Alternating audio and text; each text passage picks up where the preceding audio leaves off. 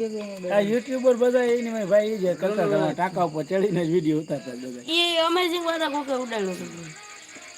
એમાંથી દ્વારકા ને કલ્યાણપુર ને બધા રોમ નથી તું બગા દેખાતું ત્યાંથી એને છૂટો ઉડાડ્યો મેળામાં મેળામાં મલક ઉડાડતા હતા કેવડા નો છે બગા કેટલા ખર્ચાનો છે જો મેં તને કીધું તો છત મારવાનું ઓલું ઉડાડ્યું તે ડ્રોન